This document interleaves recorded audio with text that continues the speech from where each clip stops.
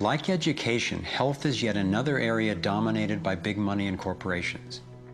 The American Medical Association, for example, is largely funded by the Rockefellers, who use their funding to influence AMA research and decision-making. The average MD in 4 years of medical school takes one course in nutrition, 2.5 hours in many cases, and the materials used, the curriculum materials, are supplied by the National Dairy Council and the National Livestock and Meat Board and other industries, including the Sugar Association, with products to sell that actually undermine our health in the first place.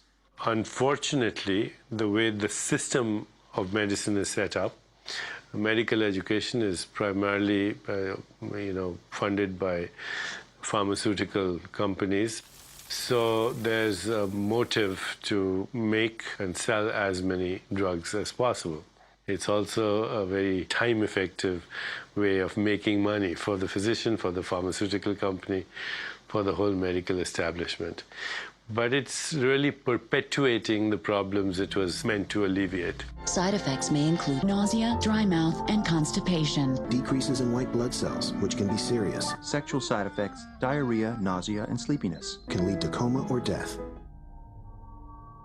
How far will these forces go to make a profit? Would they actually suppress cures for diseases the way they've suppressed free energy technology?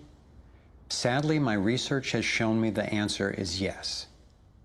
One well-documented example is the case of Dr. Royal Rife. In the 1920s, Dr. Rife invented the most advanced microscopes of his time. He also developed a new technique he called coordinative resonance, which was apparently able to destroy cancerous tumors as well as viruses. In 1934, in clinical trials affiliated with the University of Southern California, Rife's treatment was tested on 16 terminally ill cancer patients. Within 3 months, they were all successfully cured. Soon after, a lab testing Rife's technology was burned down and a frivolous lawsuit was filed. Through the efforts of Morris Fishbein, head of the Journal of the American Medical Association, Rife was essentially shut down and ruined, his brilliant and promising work all but forgotten. It was really hard for me to consider that someone might actually be suppressing cures. And cancer has run through my family like a raging river. I found out that it's all about patents. If a pharmaceutical company can patent and make money from treatment, especially one that we have to keep on using, then that's what we get. Otherwise, we don't even hear about it. It's not just Rife who got shut down.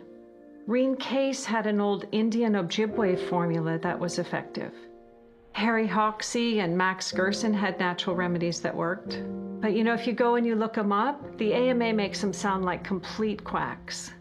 And that's where following the money has been so helpful, because the same powers who control the AMA and their research and funding control the pharmaceuticals. So there's a multi-trillion-dollar financial incentive to suppress cures that can't be patented. Knowing that cures exist has not taken away the anguish I feel from losing so many people I love to cancer. It's given me something really satisfying to do with the pain. And I believe when we take the love and devotion that we have for everyone who's died and who will die unnecessarily, and direct it to developing and getting these cures out to people who need them, we can break this cancer legacy and heal.